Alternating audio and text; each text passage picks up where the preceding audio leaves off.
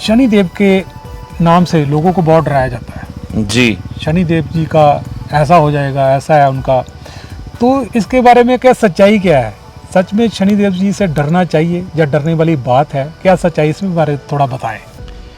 देखिए, शनि देव का हम कुंडली में अगर निर्धारण करें ना, अगर आपकी जन्म पत्रिका में शनि देव अच्छे बैठे हों, अच्छे भावों में प्लेस्ड हों, तो शनि बहुत अच्छे माने जाते हैं, आपको जीरो से हीरो बना देते हैं, इसमें कोई शक नहीं है।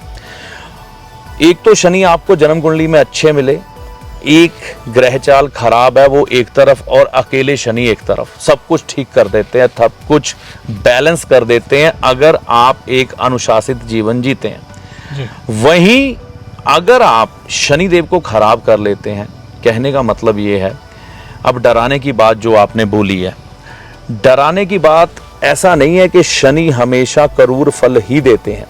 अगर आप शनि बैलेंस रखते हैं, नॉन वेज नहीं खाते, तामसिक भोजन नहीं करते, किसी के बारे में ऐसे विचार नहीं लाते कि किसी का बुरा किया जाए, तो शनि आपको कभी भी बुरा फल नहीं देते। यानी कि आपको हर चीज से, हर तरह से आपको अपने आप को सदाचरण में लेके आना। सदाचरण का ये मतलब है अनुशासित जीवन, किसी का बुरा करना नहीं, गलत धन कमाना नहीं, किसी का हक मारना नहीं।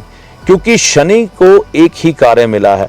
जब ग्रहों की रचना हुई ना, तो सूर्य को राजा बनाया गया, सूर्य देव राजा बन गए। अब राजा अपने शासन को चलाते हुए कई बार अत्याचार कर देता है, तो एक तो वो ग्रहों का राजा सूर्य, तो बोलेगे इनको सजा कौन देगा? तो सजा देने वाले ग्रह की बात आई तो शनिदेव कहा कि मैं हूं जो हर किसी के कर्मों का हिसाब करूंगा, और मैं अपने पिता को भी, अगर वह कोई गलत कार्य, अनैतिक कार्य करेंगे तो मैं उनको भी नहीं बख्शूंगा, उनको भी कटहरे में खड़ा होना पड़ेगा। तो यहाँ पर शनि देव अगर इंसाफ करने की बात आए ना, तो वह अपने पिता तक को कटहरे में खड़ा कर देते हैं। लेकिन कब? जब गलत कार्य किया गया हो। अब जज के सामने देखो, अदालतें तो हमारे शहरों में आज भी लगी हैं, तो हम बेवजह तो नहीं जाते वहां। जब कोई क्राइम किया होता है तभी हमारा अदालत में जाना होता है, या फिर कोई व्यक्ति हमको बेवजह तंग करके वहां ले जाता है, मतलब आपके ऊपर झूठा केस लगा दे, कुछ लगा दे, आप वहां पर पहुंच जाते हैं। लेकिन वहां पर ये तो जज देखता है ना कि भाई सबूत देखे जाते हैं कि इस व्यक्ति ने सच में क्राइम किया है, क्या ये जेन्युइन बात है ना? तो वो सारी प्रक्रिया से गुजरने के बाद फिर इंसाफ जो होता है वह जज के रूप में शनिदेव करते हैं। मतलब अब आप कहें कि शनिदेव की महादशा, अंतरदशा, 7.5 आ गई, अब तो बुरा समय शुरू हो गया, लेकिन ऐसा जरूरी नहीं है कि आपको इनकी ये समय से गुजर रहे हैं और आपको बुरे फल मिलेंगे। इसमें यही है कि आपने बुरे कर्म किए ना हो।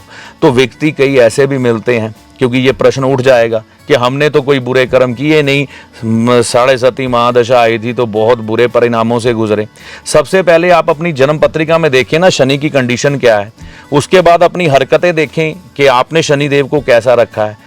उसके बाद भी अगर हम आगे बढ़ें तो पिछले जन्म के कर्म भी होते हैं, वह किस तरह से हैं आपके, तो उनका फल भी आपको मिलता है। लेकिन इस प्रत्यक्ष जीवन में आप जो जी रहे हैं, उसमें से जो आपका भाग है जिंदगी का आपको मिला, जो आप चेतन अवस्था में जीते हैं, उसमें तो कम से कम बुरा ना करें, ठीक है ना? बाकी जो पिछला हिसाब है वो तो घड़ा खाली करना ही पड़ता है।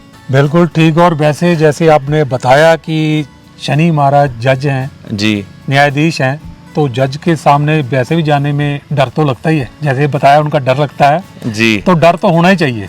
हाँ, डर तो देखो होता है, जज का डर होगा, क्योंकि जज में वह शक्ति है कि वह आपको रिहा भी कर सकता है, वो आपको फांसी भी चढ़ा सकता है जी। बात सिर्फ ये है कि आपने क्राइम किया है कि नहीं किया है। अब कई बार ऐसा भी होता है कि निर्दोष लोग भी फांसी चढ़ते हुए देखे गए हैं, ऐसा भी हुआ है।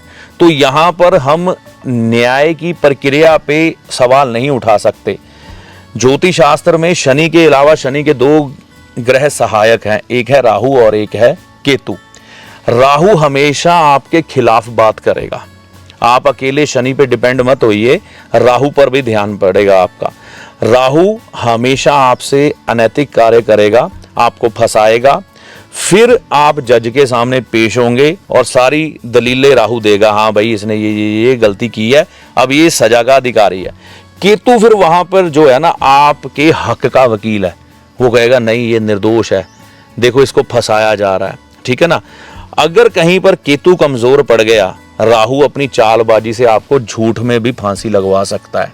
जैसे कहते हैं ना, इसकी हमने कई बार कई लोगों की पत्रिकाएं देखी कि उनकी अच्छी खासी उम्र थी, ठीक थी, ऐसा कोई नजर नहीं आ रहा था कि वह अपनी यंग एज में चले जाएंगे, लेकिन वह कई बार ऐसे रास्ते से गुजरे जहां से काल गुजर रहा था, है ना, तो व्यक्ति का एक्सीडेंट हो गया या ऐसी मृत्यु हो गई जो नहीं होनी चाहिए थी, लेकिन कुंडली देखते हैं तो ऐसा कुछ भी नहीं था। तो ऐसा कुछ जो है जो अचानक घट जाता है वह राहु के अधीन आता है। तो हमें अकेले जज के सामने जाने से बचना नहीं चाहिए, हमें राहु से भी बचना चाहिए, क्योंकि राहु माया है, हमेशा आपको फंसाएगी, फंसाने के बाद जज के सामने ले जाके पेश कर देगी। और जज साहब के सामने जाने का जो तरीका है बड़ा अदब वाला होना चाहिए। जैसे आपने बताया था कि शनि महाराज जी के मंदिर में जाने का एक खास तरीका, उनके सामने माथा टेकने का भी तरीका है जी। जैसे आपने बताया था कि ऐसे पीछे हाथ करके माथा टेकना चाहिए जी। शनिदेव के आगे ना कभी भी ऐसे प्रणाम नहीं करना चाहिए उन्हें। शनि क्योंकि जज है, तो जज के सामने हमेशा मुजरिम की तरह पेश होना चाहिए। उनकी प्रतिमा के आगे जाएं, एक तो अपने हाथ इस तरह से पीछे से पकड़ लें, ठीक है ना, और पकड़ने के बाद गर्दन झुकी होनी चाहिए, उनकी नजर से नजर नहीं मिलनी चाहिए। क्या बात है। और उनसे थोड़ी दूरी से हटके ही उनको प्रणाम करना चाहिए। और जब भी आप शनिदेव के आगे जाएं तो एक शब्द जरूर बोल सकते हैं। आप हमेशा देखते होंगे हम शनिदेव महाराज की जय हो या ऐसा कुछ बोलते हैं। जब भी आप शनिदेव के सामने जाएं तो एक शब्द जरूर बोल सकते हैं, वो ये है जय लक्ष्मी जय भैरव। क्योंकि क्या है, लक्ष्मी देवी जो है ना शुक्र की है ना, शुक्र ग्रह की देवी है लक्ष्मी, और भैरव देव जो है ना ये शनिदेव के देवता हैं। तो इनके देवता और इनके सबसे प्रिय मित्र शुक्र के देवी का जब हम नाम लेते हैं ना तो शनिदेव कुछ तो हर्षित होते हैं ना।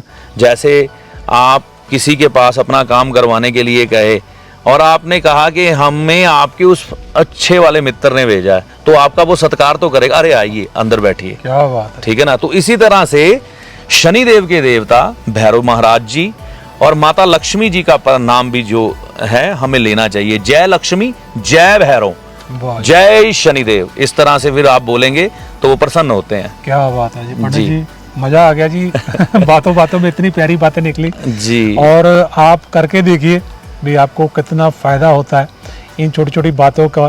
पंडित जी से मुख से जो निकली हैं बातें बस नोट कर लीजिए आप।